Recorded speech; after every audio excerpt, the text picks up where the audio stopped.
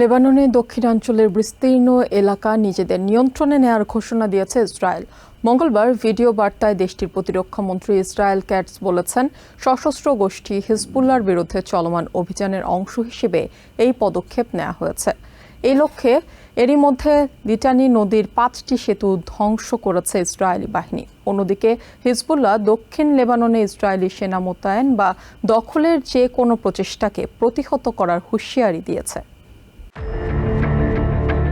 ইরানে আমেরিকা ও ইসরায়েলের অভিযান শুরুর পর তেল আবিবে হামলা চালানো শুরু করে লেবাননের সশস্ত্র গোষ্ঠী হিজবুল্লাহ। তারই ধারাবাহিকতায় হিজবুল্লাহকে ধ্বংস করতে লেবাননের দক্ষিণাংশে বিমান ও মিসাইল হামলা চালিয়ে যাচ্ছে ইসরায়েল। এবার দক্ষিণ লেবাননের নিয়ন্ত্রণ নেয়ার ঘোষণা দিয়েছে তেল আবিব। মঙ্গলবার এক ভিডিও বার্তায় ইসরায়েলের প্রতিরক্ষা মন্ত্রী ইসরায়েল ক্যাটস বলেন, লেবানন সীমান্ত থেকে প্রায় 30 কিলোমিটার ভেতরে লিটানি নদী পর্যন্ত একটি নিরাপত্তা অঞ্চল গড়ে তুলবে আইডিএফ। উত্তর ইসরায়েল নিরাপদ ঘোষণা না করা পর্যন্ত দক্ষিণ লেবাননের বাসিন্দারা সেখানে আর ফিরতে পারবে না। আইডিএফ এই অঞ্চলে নিরাপত্তা নিয়ন্ত্রণ করবে। হিজবুল্লাহর অস্ত্র পরিবহনের ব্যবহার হওয়া লিটানি নদীর উপর থাকা 5টি সেতু গুড়িয়ে দেওয়া হয়েছে। মঙ্গলবার লেবাননের সীমান্তবর্তী অঞ্চলে ইসরায়েলি সেনাবাহিনীকে প্রবেশ করতে দেখা গেছে। ইসরায়েল ক্যাটস জানান, এ বিষয়ে ক্যাটস স্পষ্ট করে বলেন, তাদের লক্ষ্য পরিষ্কার, যেখানে সন্ত্রাসী থাকবে সেখানে কোনো ঘর, কোনো বাসিন্দা থাকবে না। আমাদের নীতি পরিষ্কার, যদি সন্ত্রাসী কর্মকাণ্ড ও রকেট হামলা অব্যাহত থাকে তাহলে সেখানে ঘরবাড়ি ও বাসিন্দা থাকবে না এবং ইসরায়েলি প্রতিরক্ষা বাহিনী সেখানে অবস্থান করবে।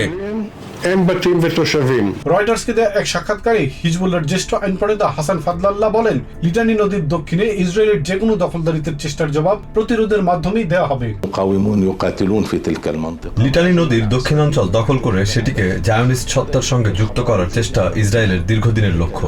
এখন আমরা ইসরায়েলি আগ্রাসনের মুখোমুখি। আমরা প্রতিরক্ষামূলক অবস্থানে আছি। তাদের এই লক্ষ্য অর্জন ঠেকাতে ওই এলাকায় যোদ্ধারা লড়াই করছে। এটি লেবানন রাষ্ট্র এবং আন্তর্জাতিকভাবে স্বীকৃত ভৌগোলিক সীমার জন্য একটি অস্তিত্বগত হুমকি। তাই এই আগ্রাসনের বিরুদ্ধে প্রতিরোধ গড়ে তোলা এবং ভূমি আঁকড়ে ধরা ছাড়া আমাদের আর কোনো বিকল্প নেই।